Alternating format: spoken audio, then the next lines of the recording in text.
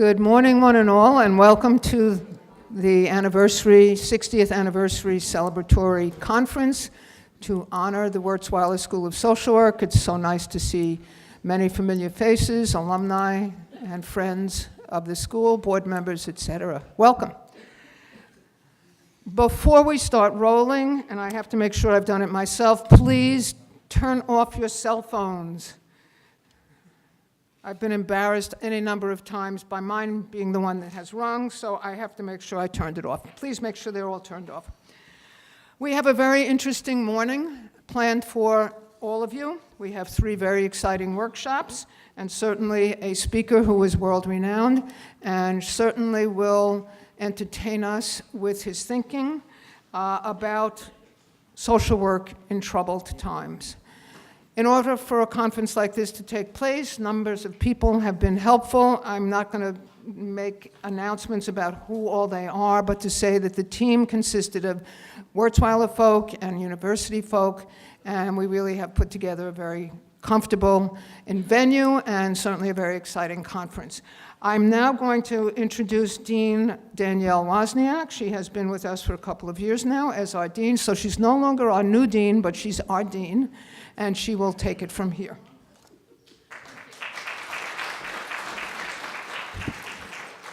I was actually hoping that the title of new would last for about 3 more years. I could use it.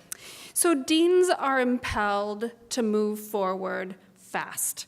We must constantly be scanning the horizon for what's coming in the world of mental health practice, social justice, and social change, so that we can then bring that back to our schools and really teach those skills that students will need, not for today, but actually for tomorrow.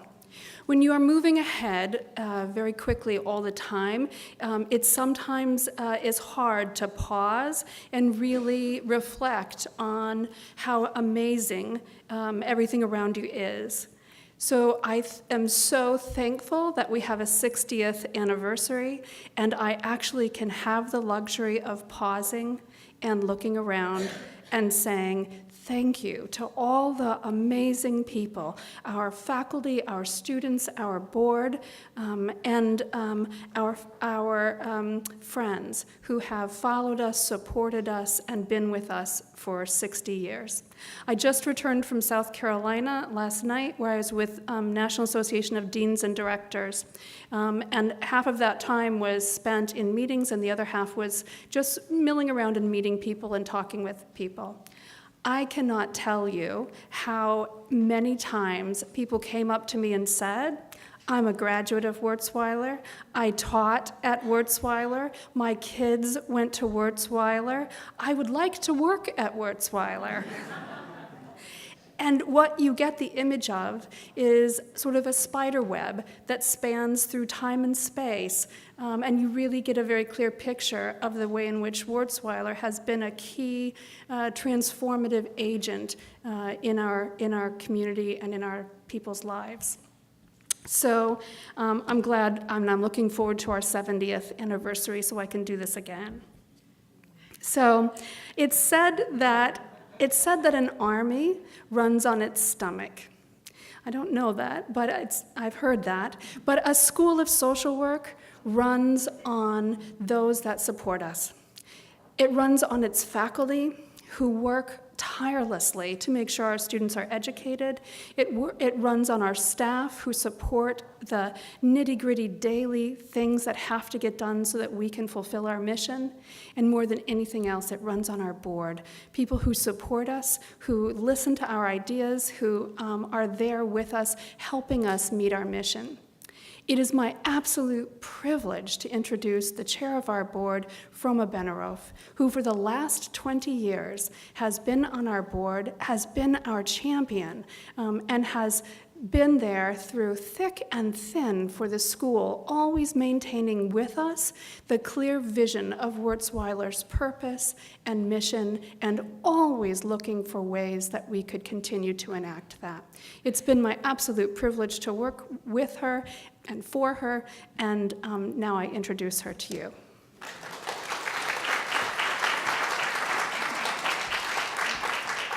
Thank you very much. You have no idea how lucky we are to have Dean Wozniak as our dean now, because she is leading us and moving us forward into the new world, and it is most exciting to be part of Wurzweiler right at this moment. I want to thank everyone that worked to put together the conference, and to mention that until 2014, at her untimely death, we were led by Dean Carmen Ortiz Hendricks, and she was the first Latina woman to be a dean of a school of social work, and recently, we learned that her husband has also passed away, and it was, just a tragic feeling for us. And then we learned that they together have left a beautiful legacy, which is going to go to the Carmen Ortiz Hendricks Scholarship Fund for Diversity. And so I'm happy to announce that today and to say that Carmen's legacy will live on as we move forward. Thank you. In your folder, there are cards.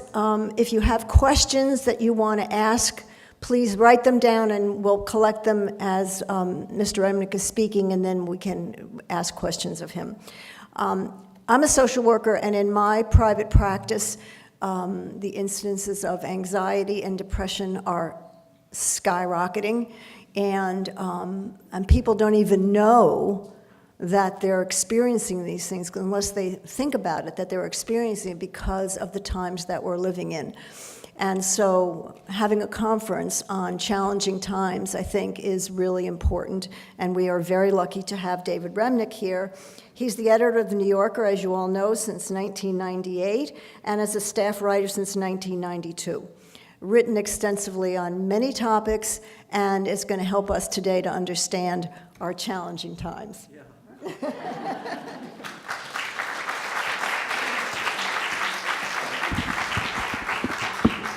Thank you, and thank you for inviting me. It's a special honor, as I said at breakfast, to be among people that, in a world that is in many ways, well, business people use the word challenging. It's one of the great euphemisms. It usually means disaster. In our challenging times, to be among people that both are active social workers or supporters of social work is to be among people of enormous heart and empathy, and people whose sense of their own personal reward from their work has to be at the highest level of idealism. And unfortunately, I'm about to switch the subject to the opposite. But before I do, I want to thank everybody here for coming, for the work you do, for the work that you support, and everybody for being so kind to me this morning and before. I really do appreciate that. When I hear you describe the skyrocketing incidence of depression, I'm about to make it worse. There's just no way of getting, if you've invited me to come talk about politics and the First Amendment, this is not a jolly topic. It is my belief that we live in a state of political emergency.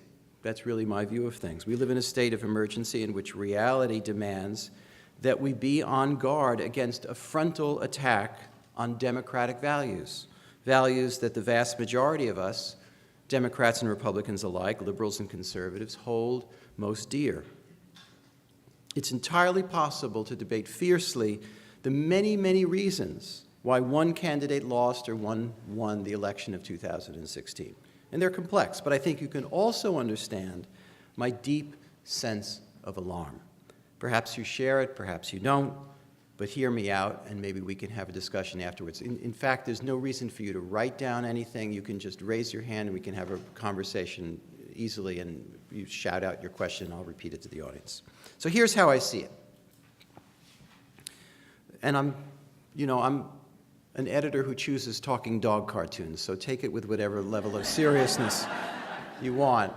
The consequences of the Trump presidency, as the past year and a half have shown, include the following: the destabilization of alliances intended to preserve the peace in Europe around the world, a carelessness about the general health of the American people and the global ecology, a disdain for the poor and the weak and the disadvantaged, and exploitation of the ugliest currents of racism, misogyny, and nativism, currents that are long-standing in our country, for cynical political advantage.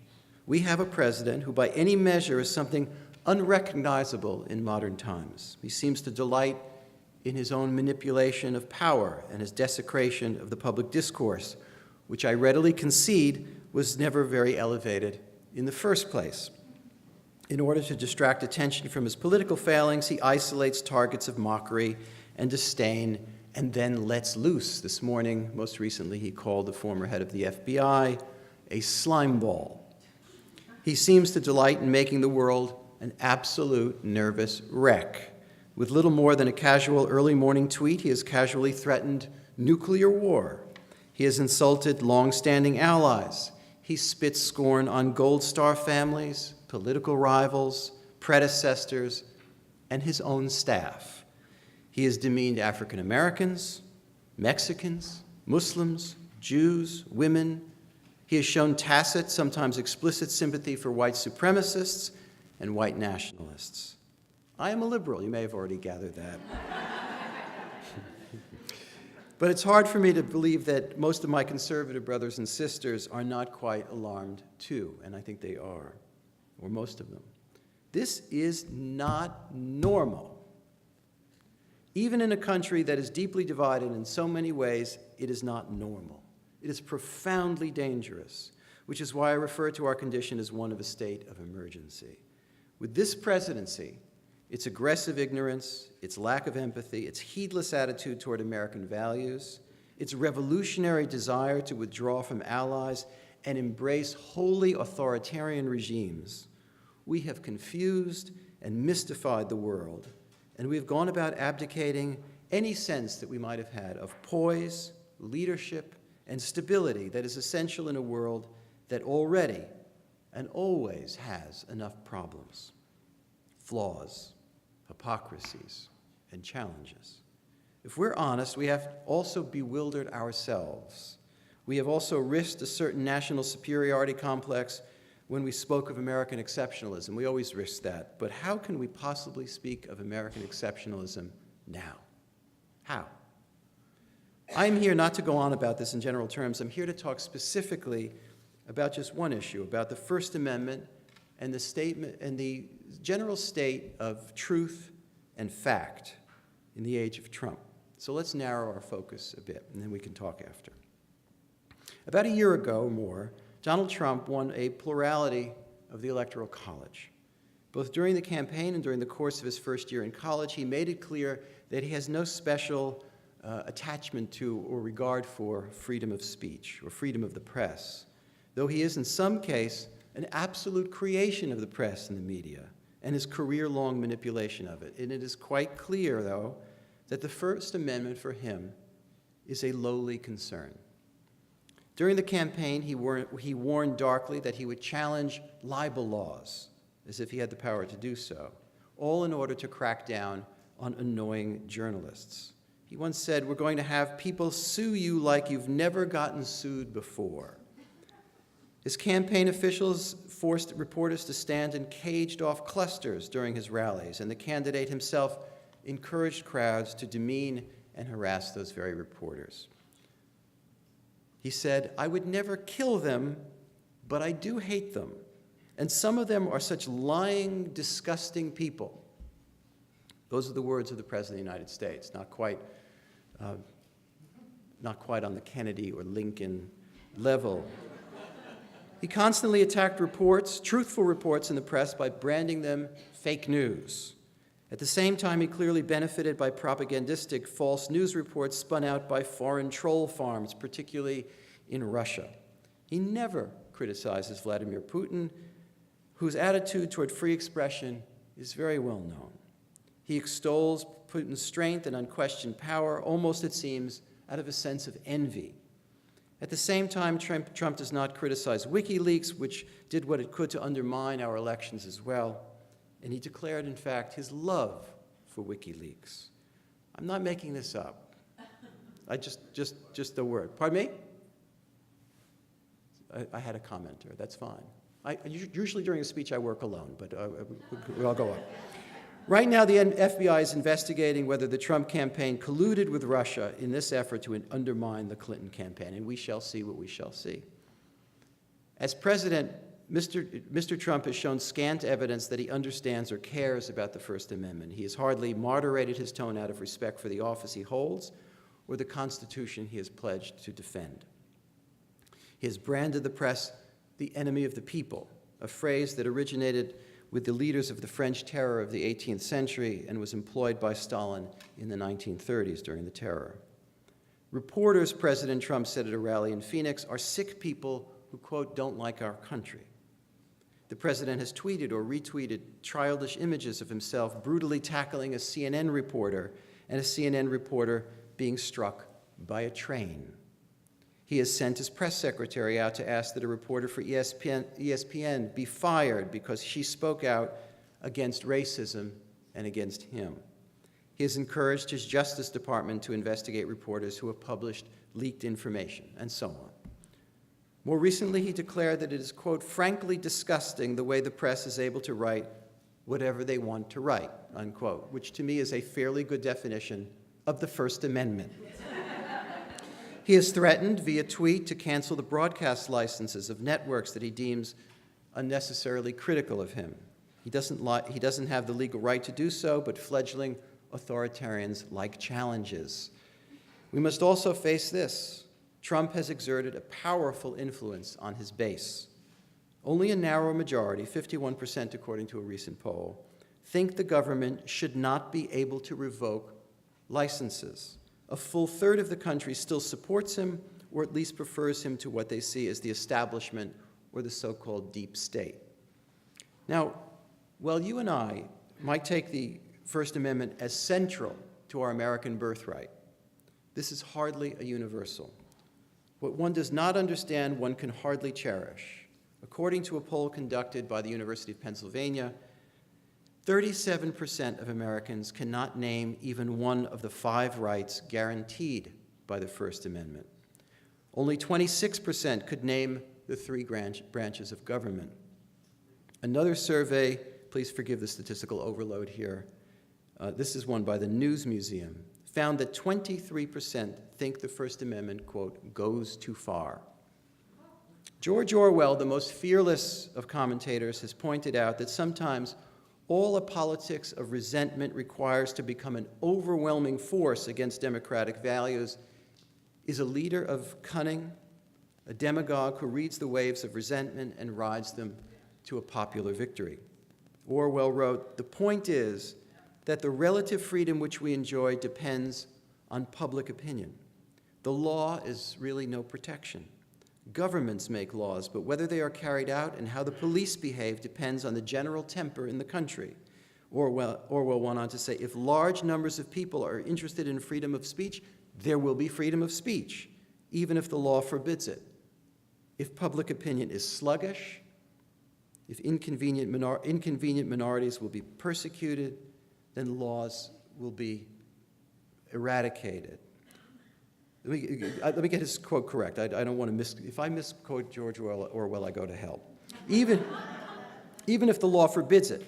If public opinion is sluggish, inconvenient minorities will be persecuted, even if laws exist to protect them, unquote. Sorry. President Trump's frontal assault on the press, his attempts to intimidate reporters and editors, even while he tries to romance them, is just part of our general concern. We must also be deeply focused on the phrase that he has adopted with such ironic delight, fake news. Or call it what you like, fabrication, deception, lying. And since we are all grown men and women here in this room, let me say that my given subject today is in part, after all, the rise of bullshit. Right now in the United States, we have clambered up hill and dale and reached the very pinnacle of what Jon Stewart used to call Bullshit Mountain. Up there, the air is thin and pungent, and the view of reality is blurry, and I wonder if we will ever bother to come down again. Right now, my world and your world, the entire world, is plagued by a gnawing sense that we have entered a post-fact world in which you can tell and sell any story you like, and if you tell it often enough and you sell it hard enough, if you reach to the core of popular resentment and suspicion and energize your story with the power of the internet, with the engine of social media, you can reach the top. It's a powerful instrument. Call it what you will, fraud, nonsense, deception, or fake news, but it is very powerful. Donald Trump's fortune was built on the flim-flammery of his marketing schemes and his cartoonish portrayal of American plutocracy on a television show called The Apprentice. And far more important, his political career was born with a lie, a conspiracy theory called birtherism. Think of it, an American presidency whose founding event was the propagation of a preposterous racist theory about another man's birth and legitimacy. Birtherism was as credible as the idea that the Apollo spacecraft did not land on the moon, but rather at a television studio in Rockefeller Center. And yet, just as a sizable proportion of Americans believe that man did not in fact walk on the Sea of Tranquility, likewise, a sizable proportion of Americans believe that Barack Obama was not born on the island of Oahu, but in eastern Kenya. Trump had an important ally in spreading that belief. The man ran a television station, and his name was Roger Ailes. During the election, Selena Zito of CNN and the New York Post said this, that we, the press, were getting it all wrong about Trump. You are taking him seriously, you are taking him literally, but not seriously, she said. His supporters take him seriously, but not literally. I'd say this, it's possible to hold two thoughts in your head at once. You can empathize with the millions of Trump voters who are hurting and have somehow been left behind or feel that they've been left behind by the forces of deindustrialization and globalization. In fact, we must do something about that. We must show empathy and policy support of people who have been lost to unemployment or opioids and all the rest. But it is also necessary to analyze rationally what has taken place. The Steve Bannon forces, the forces of nationalism and incipient authoritarianism, constantly complain about identity politics in this country. And yet Trump's triumph was one of identity politics of a very particular kind, white identity. Before and after the election, a passage from Richard Rorty's 1998 book, Achieving Our Country, circulated on social media. Rorty, a left-leaning philosopher who died in 2007, predicted that the neglected working class would not tolerate its marginalization for long. Something will crack, he wrote. The non-suburban electorate will decide that the system has failed, and they will start looking around for a strong man to vote for, someone willing to assure them that once he's elected, the smug bureaucrats, the tricky lawyers, the overpaid bond salesmen, and postmodernist professors will no longer be calling the shots. One thing that is very likely to happen is that the gains made in the past 40 years by black and brown Americans and by homosexuals will be wiped out. Jocular contempt for women will come back into fashion. All the resentment which badly educated Americans feel about having their manners dictated to them by college graduates will find an outlet, unquote. This is Richard Rorty writing. Now, liberals like me would do well to understand, if not share, the impulses and principles of an honest conservatism. There have always in American politics been rational debates between the forces of reform and change, the forces of tradition and stability.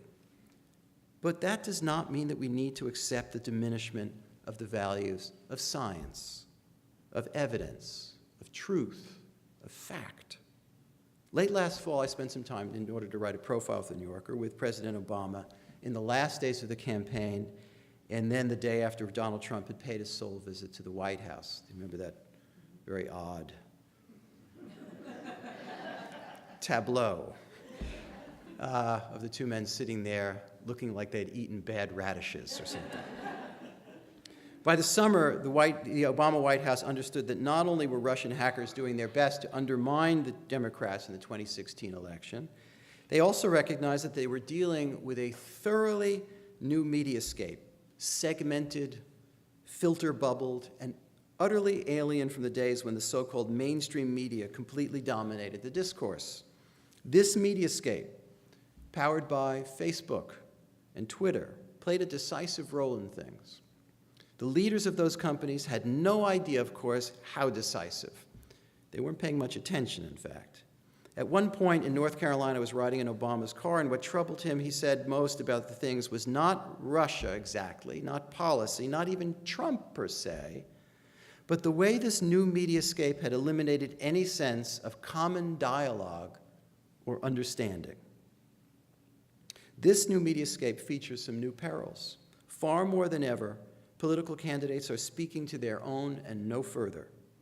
Fox and relatively new outlets like Steve Bannon's Breitbart operation, Newsmax, the conspiratorial InfoWars, if you ever want a good time, check into that, have all succeeded in reaching tens of millions of people with what by any standard had to be considered a new kind of alternate universe. Old hierarchies have collapsed. Religious institutions, academia, and mainstream media, which had once set out the parameters of acceptable discourse, seem now almost powerless to crush or even debate the outrageous things that Trump was suddenly saying about banning Muslims, about Mexicans, about the disabled, about women, about African Americans. No denunciation really had much effect. Facebook and Twitter ensured direct, unmediated access, and there was now a kind of social permission for this new kind of discourse. And through social media, you could always find like-minded people to amplify your view or prejudice or sense of outrage. There was now, as one of Obama's aides rightly put it to me, a sense of social affirmation for what was once thought unthinkable. All of this made Obama quite glum, and I doubt he was alone. The new media system, he said, means everything is true and nothing is true, which is a kind of neo-Orwellian formulation. Obama went on to say, an explanation of climate change from a Nobel Prize-winning physicist looks exactly the same on your Facebook page as a denial of climate change by somebody on the Koch brothers' payroll. And the capacity to disseminate misinformation, wild conspiracy theories, to paint the opposition in wildly negative light, in a terribly negative light without any rebuttal, that has accelerated in ways that much more sharply polarize the electorate and make it very difficult to have a common conversation. Immediately after the election, the media and the Silicon Valley reacted in some very interesting ways. The major outlets indulged in a paroxysm of self-doubt. Did we miss the Trump phenomenon? This is my place. Did we give him too much airtime? Were we too credulous? Did we underestimate the mood of dissatisfaction and anti-establishment feeling? Clearly, yes, in many senses. The self-critique was all over the place. At the same time, Mark Zuckerberg of Facebook, who never set out to be the world's most important news editor, initially dismissed the notion and expressed doubt that Facebook bore in any way, at least even part responsibility for the need to re-examine its algorithmic means of surfacing news and the way it went about the business of the election. It's my view that a shift has occurred, and here it's for the better. The best of mainstream media, the New York Times, the Washington Post, CNN, God forbid the New Yorker, have in large measure played, in recent times, their proper role. These are all institutions that have fallen down in the job in one way or the other in the past, but I think what we're experiencing now is a potential golden age, call it, of journalism, not to be too self-celebratory, but it's essential. All of these outlets do many things, but the most important thing they can do, and I can't emphasize this enough, is to put pressure on power. Pressure on power. Investigative pressure, intellectual pressure, polemical pressure.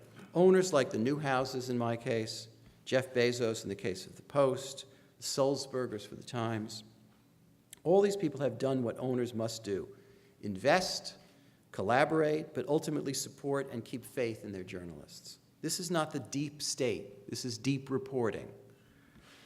As Emily Bell of Columbia University told the Times, at some point, if they, meaning Facebook, really wants to address this issue, they have to say there is good information and there is bad information. They have to say there are the kinds of information sources that we want to privilege, and there are these others that are not going to be banned from the platform, but they're not necessarily going to thrive. In other words, they have to create a hierarchy, and they're going to have to decide how they're going to transfer wealth into the publishing market.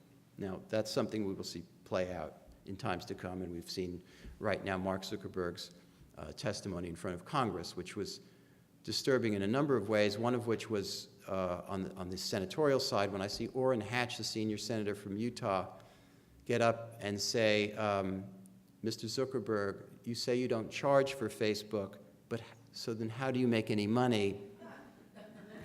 I have to think to myself, maybe we need a slightly more tech-hip senator from the state of Utah. I do want to close with a note of optimism, because it is the morning and Shabbat is coming, and I don't want to spoil your weekend entirely. I want to close with a sense of optimism, and an optimism that is not some sort of phony speech closer. We have seen the press at its best in a time of emergency. And as a result, many people have turned to the press as a necessary antiseptic, a hard light in dark times. Again, the press is flawed. I could name the flaws as readily as you can. The distrust of the press is often profound. But I think it is wrong for us, on my side, people who do this every day, to be wallow in their own defensiveness. If we are to emerge from this moment of challenge intact, if we're to preserve our values, if we're going to be who we want to be long after this administration has left Washington, part of what we must protect is the set of phrases that is at the center of the American value system. The First Amendment is more fragile than we often assume, but is also our source of strength, and it is a beacon to tell truth from falsehood. Thank you.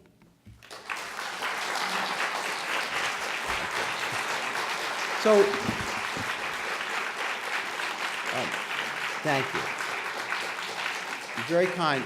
So all you have to do, and it's always the hardest in the beginning, is just wave a hand. Although I must say in Jewish audiences it's never really that much of a problem. Except when sometimes I'm stupid enough to make a speech about, that part of the world that's called the Middle East, and somebody will get up and say, I have a three-part question and a statement.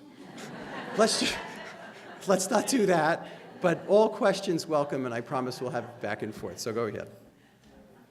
This is very great and invigorating, and I'm standing here and I'm saying to myself, okay, I'm gonna go home and do what I gotta do. But then I think, wait, what about me as the little guy? Mm-hmm. That I work 10 hours a day, 3 kids, the usual mundane every day. I see all this happening to my friends and family, and yet I feel powerless as just this one little guy. What do you recommend on a small scale level for me to be able to impact? Can everybody hear? Sure. The question, if you don't mind my boiling it down a little bit, is what can people that aren't editors of the New York Times do? What can people do who are not the president of the ACLU or the ordinary person, although the ordinary person holds the highest office in the land? Citizen. Citizen. This is a country in which, what's the percentage of people that vote? It's pathetic. It's pathetic.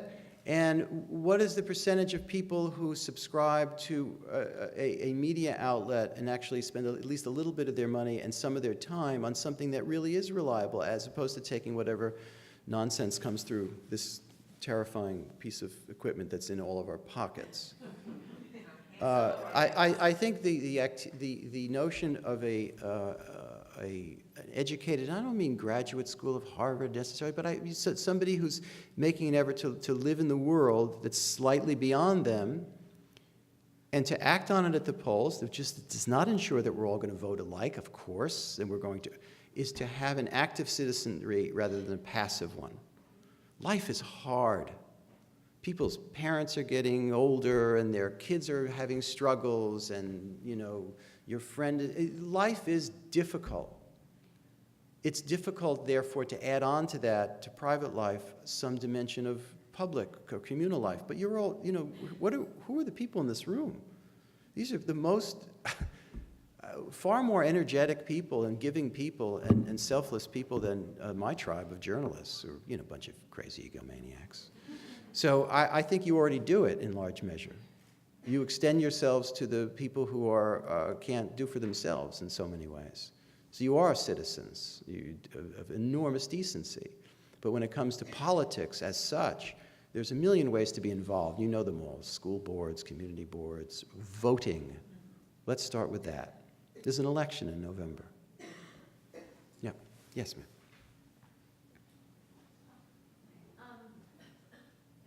Thank you. So I see bits and pieces out there. DHS, I believe, is taking information from journalists or following certain journalists. Yeah. Can you clarify for me, so I can maybe take one thing off of the I can't sleep list? What is actually going on? Are people With whom?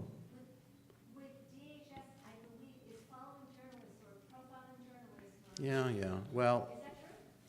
look, at a number of agencies, and there are rumors of or realities of aggression toward reporters. I should tell you this: we're not defenseless. We're not defenseless, and the best of us are fearless. The best of us. So, a threat here, a threat there should be, accounted for and spoken of and brought into the public light. But I think, if I can be optimistic about anything, and I don't just put this in the corner of journalism, this right now, we are in a contest or a circumstance in which our institutions are being tested. Courts, the press, the character of people in Congress. And I think, you can judge for yourself who has come forward in these things and who has retreated. Did Paul Ryan do all that he could to act on his conscience and good sense? I leave that to you to judge. But these are the kind of questions we have to ask. Institutions and laws are great, but if they're not defended by the individuals who inhabit them, if they're not stood up for by the individuals that inhabit them, or sit in judicial robes or have a laptop, or people who inhabit these institutions, then we're in deep trouble. That's the drama.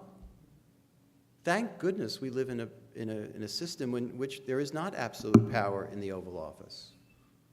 We have a balance of power, and it's not just limited to the three branches of government. It also includes citizens. So that's the drama. That's the story. And you have to ask yourself the question that you ask: what am I going to do? Yes.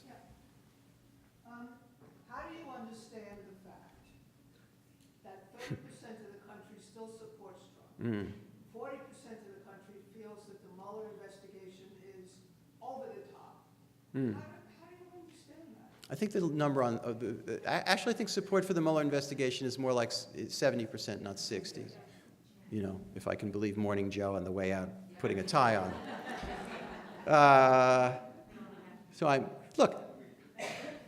I think you can't, 30% of the country you can't identify as a blob any more than you can present the other 30% or 40% or 60% as a blob of undifferentiated. People have different anxieties and situations. Does it mean that everybody who is pro one thing is a communist or a racist or this or that? No, it does not. There are certain people who have let's face it. I bet you there are people in this room that have never voted for the other political party, whatever that other political party is.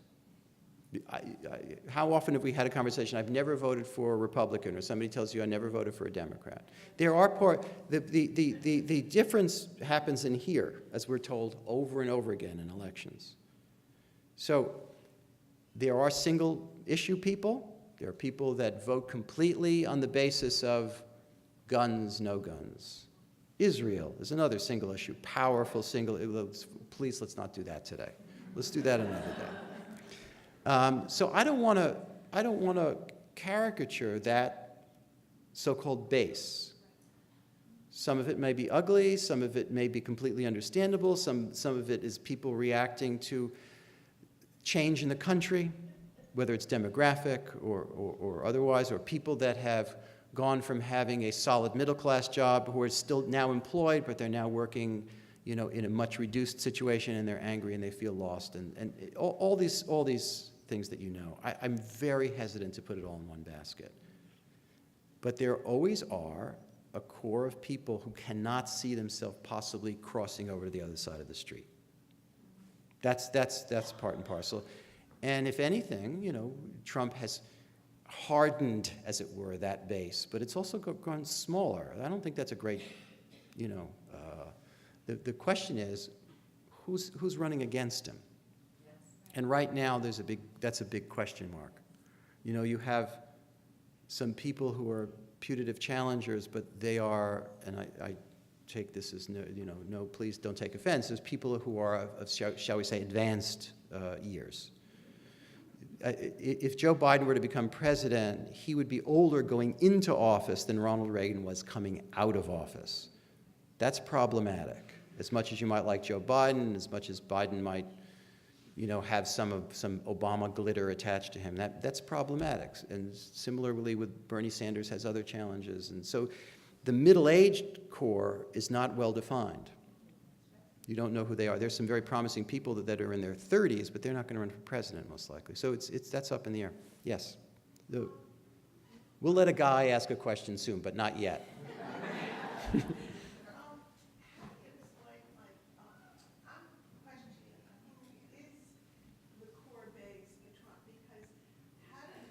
Who's the core base for Trump? Because all these people who he purported to support, Yeah. him and the Republican Party have not given one iota of support. The tax scam. Look, the dilemma, you're going to point out that the dilemma is obvious. Here's a so-called populist movement that's led by, at least he says, a billionaire. Here's a populist movement whose central achievement was a tax break for me if I lived in a different state. Here is a populist movement that really, has done nothing to, except in the most symbolic and theatrical, inconsequential ways, done nothing to seriously benefit its presumed base. You point out the central riddle. I mean, any more than a rabbi have an answer for you for that. Some of it is stylistic. Some of it is do you mind? It's the fuck youism of it.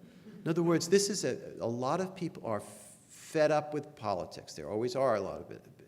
And they see in this guy, what outrages you about Trump is precisely what thrills your opposite. You watch Trump, how could he say that? How could he tweet that? It's so irresponsible, it's so insulting. That's precisely what delights some audiences that are both furious, captivated by, and bored with its opposite. You might look at the Republican debate and say, God, that John Kasich, I may not agree with him on everything, but he certainly seems like a decent fellow. That's precisely what bores the hell out of the base. Or Bush. Again, that seems to be the case. Yes, sir. Because, it's only fair.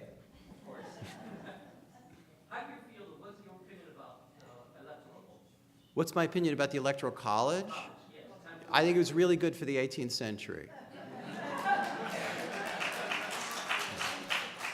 It's the way I feel about 18th century marijuana laws. Yes, go ahead. I just want to know how you feel about this, because one of the things that has enraged me personally is not just Trump.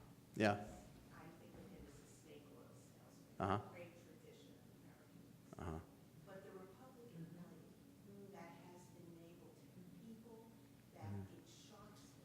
I don't agree with them, but that they have not. You mean the leadership of the Republican Party? So the question is, woman says that Trump is essentially a snake oil salesman, I guess in the tradition of P.T. Barnum, although P.T. Barnum was really good. Why is the Republican leadership so behind him? I think anybody who covers Washington will tell you that if you have any sources in the halls of Congress, there is widespread frustration ranging to contempt for the president, particularly on the erratic nature of the Oval Office, not necessarily on certain political questions. I think, there are a lot of Republicans that don't want, that didn't like NAFTA or the Iran deal or any number of policy issues. There are legitimate, again, it's not my side, but there are debates. There are differences of opinion on policy. That's not what they're hysterical about. They just see him as, first of all, hijacking a party that had certain principles, again, which I don't agree with, but as they see them, and having brought it into a kind of populist realm and an anti-democratic realm. I think, Lindsey Graham and John McCain, you may agree, disagree on any number of issues, but see Trump as an incipient authoritarian. But to what degree do they have the courage to act on this it depends on the degree to which they want to hold on to their seat. And, for a lot of these men and women, the highest value is to stay in their seat. I didn't see this, this speech was not about profiles and courage. So, yes, ma'am. But you do not think they're setting Mike Pence for president? Do I think They're setting Mike they're saving Mike Pence for president? Pence after Trump is impeached? Well, that's just how the Constitution works. If Donald Trump is impeached and convicted and is forced out of office, it's not like Bernie Sanders marches through the door. We have a law, and I'm going to say something that you're not going to like. Donald Trump won the election. He won the election. It may prove, historians may prove, and statisticians and computer scientists may prove that, he had a lot of help from other sources. But so far as we know right now, prior to any conclusion of any investigation and all the rest, he won the election in the American law. And if he is forced out of office, the man who inherits the earth is Mike Pence.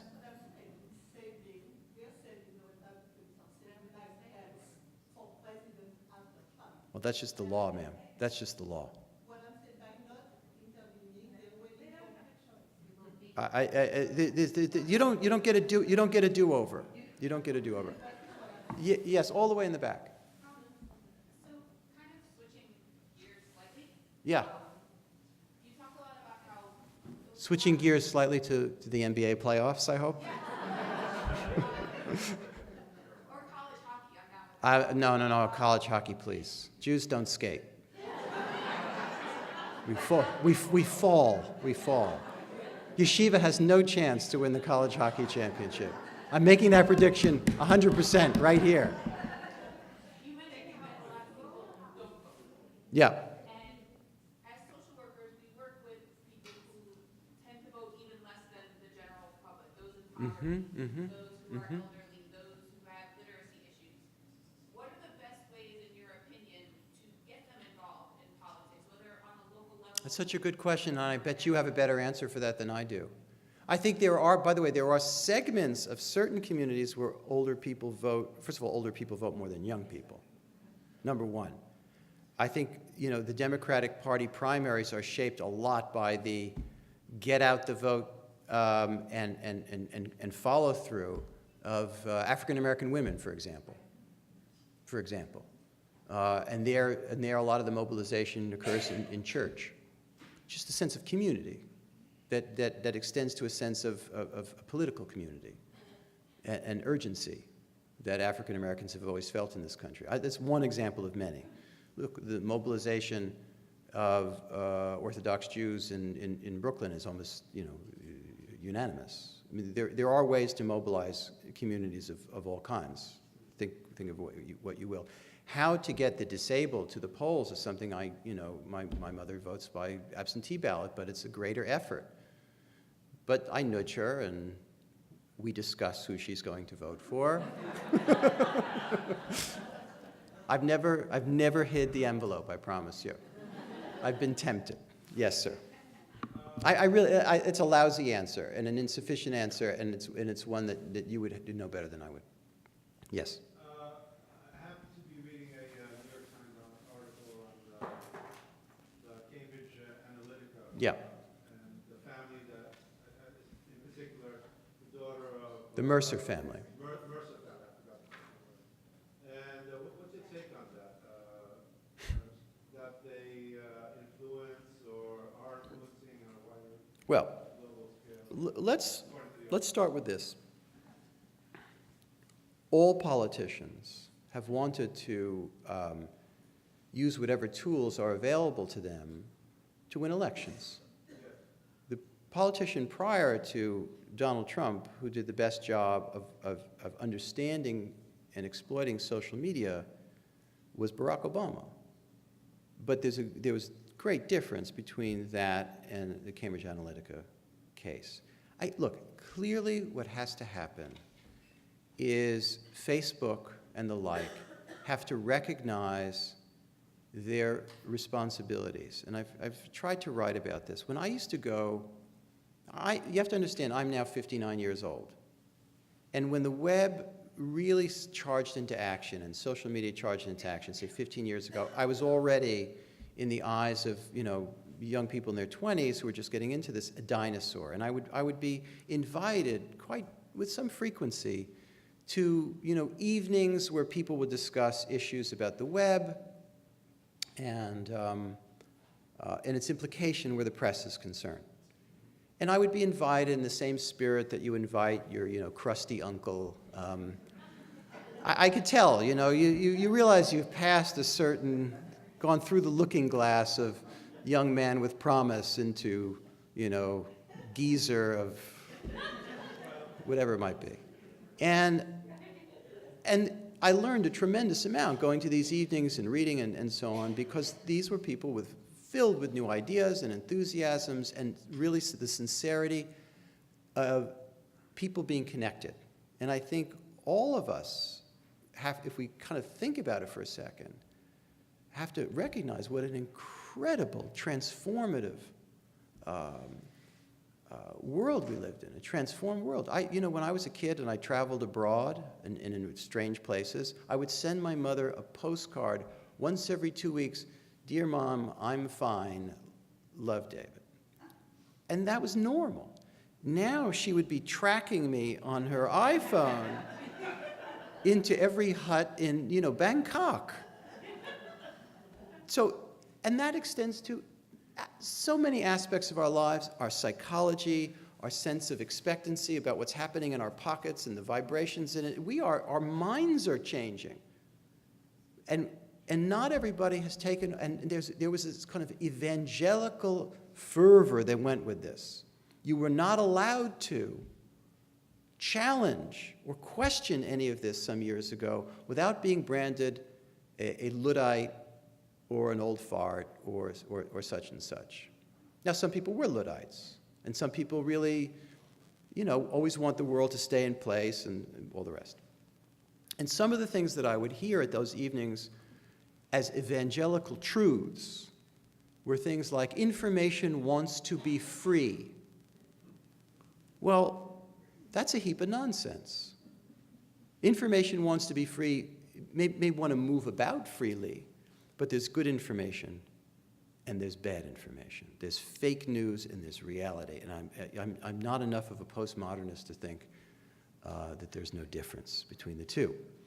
The other thing that they used to say at these evenings, which were meant to, make me feel like I'd seen my last days on earth, was that no one wants to read anything more than 4 paragraphs on their phones. Now, when it comes to the New Yorker, if they don't want to read more than 4 paragraphs, I'm finished. I'm finished, because my job in life as the editor of the New Yorker is to make you feel enormously guilty about those long pieces that are sitting on your coffee table while you decide you'd rather watch Say Yes to the Dress. Okay? And my challenge to you is turn the damn set off and read the 10,000-word piece about the war in Sudan, okay? I'm kidding around, but so much has changed. And we've come to this point, whether it was Cambridge Analytica or the election or Mark Zuckerberg testifying, that really weird tableau back and forth, we are now much more rigorously, I mean, belatedly, but rigorously, debating these issues of what's good and what's bad, and the responsibility of people in tech. Because people in tech, the leadership of people in tech, they didn't want to see themselves as Andrew Carnegie.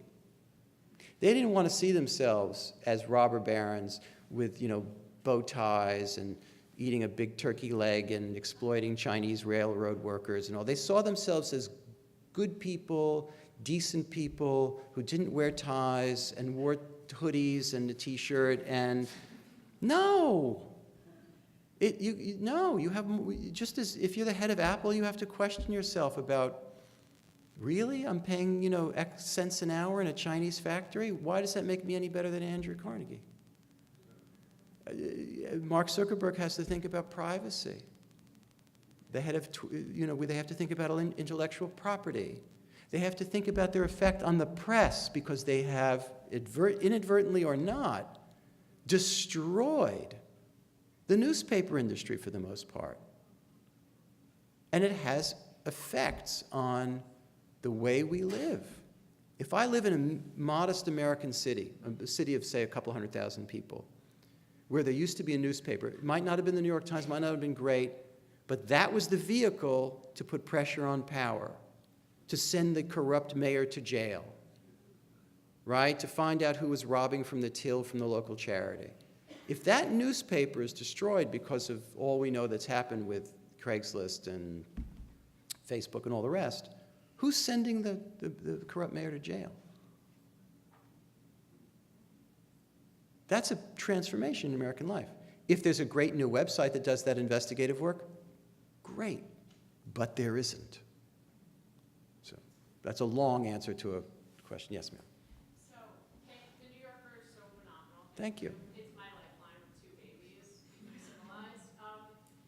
What I was wondering, I'm married to an Englishman, and we split our time. And he's not from an educated milieu in English at all, but I think the BBC, for that milieu, has been enormously protected. Everyone has a truth that they agree on. I know there's exceptions to that, but I was wondering why we don't have something Why we don't have a BBC? Right, it's taxpayer funded, but it's politically Yeah, because we don't want it.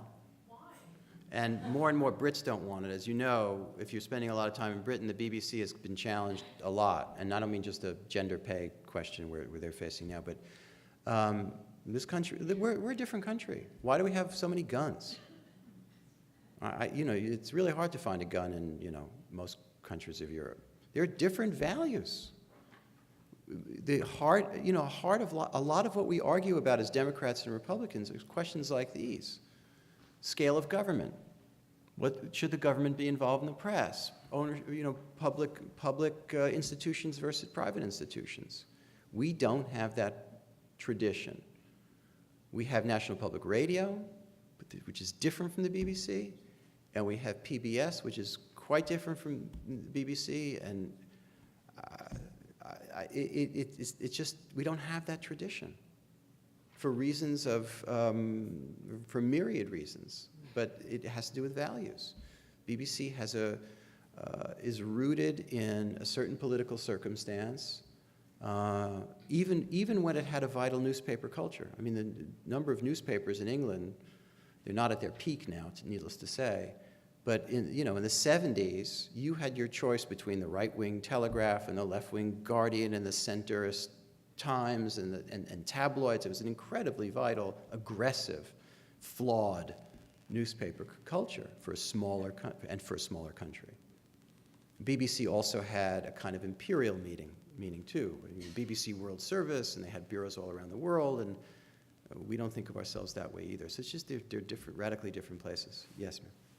Thank you so much for being here. My pleasure. I wanted to ask you to be prophetic. I'm curious that if you reach a point of high crimes and misdemeanors, and I don't know. and we have a Pence presidency, what do you think, what do you envision would be the global impact? What would be the global impact of a Pence presidency? A distinct lack of a sense of humor, for one.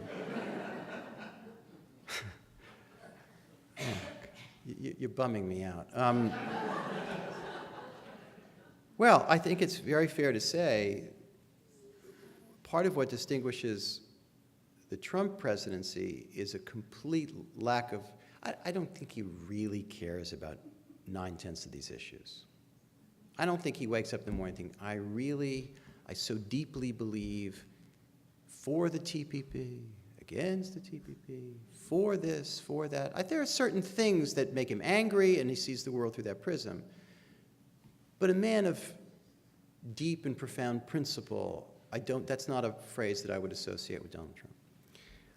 Mike Pence is a hardcore traditionalist, evangelical, in his way, conservative.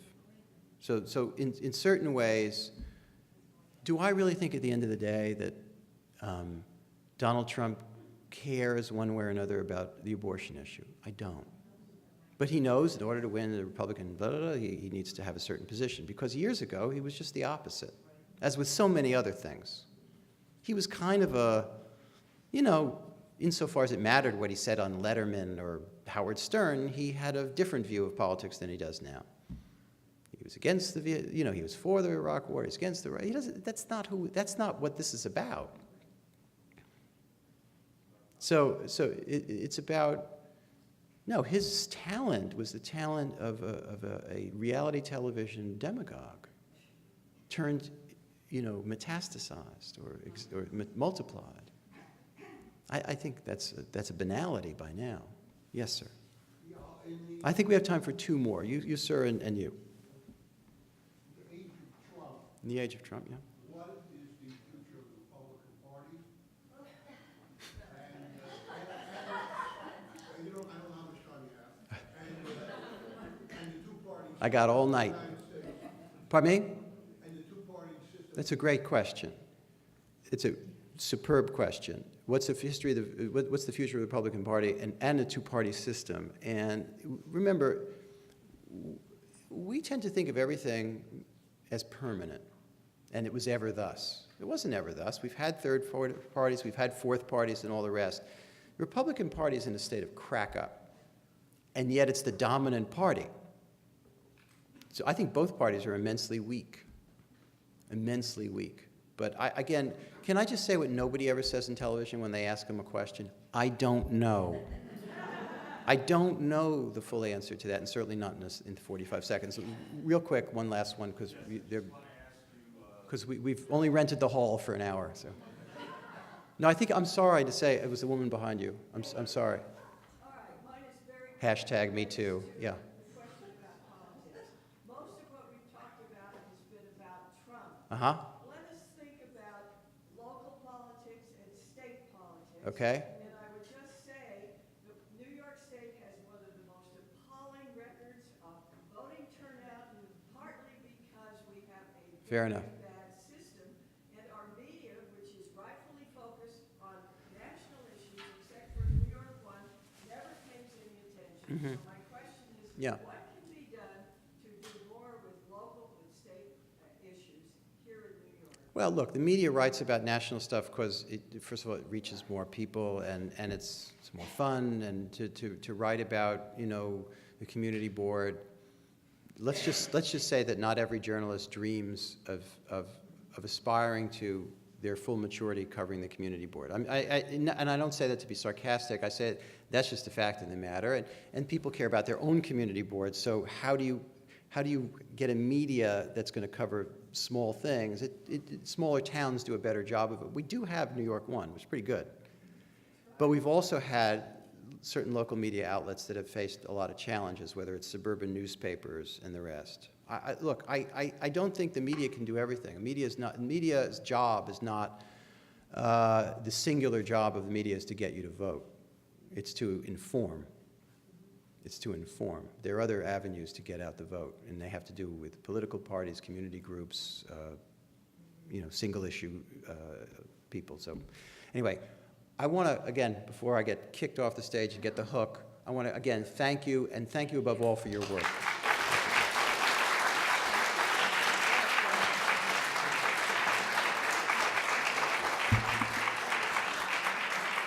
Thank you. Okay, I had planned on rollerblading across the stage, but that didn't work out. So I can't thank David Remnick enough. I mean, I think we all agree. Quite extraordinary. What an opportunity for us. I'm so happy that you're all here.